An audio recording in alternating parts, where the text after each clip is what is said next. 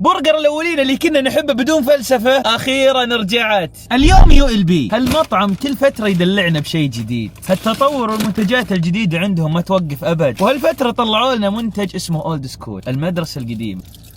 حتى القصدير ضابطين ابوه، ركزوا على طراوه الخبز وما في فلسفه زايده. تتش ابو مسترد وبصل ومخلل، تذوق برجر الاولين اللي فقدناه. بسم الله، صدق خيال. ركز على التفاصيل. اسعارهم مره حلوه وجودتهم عاليه. تغريفهم حكايه ثانيه. هويتهم كلها ورديه. هذا الويست فرايز، حلاوه البصل مكرمل غير شكل.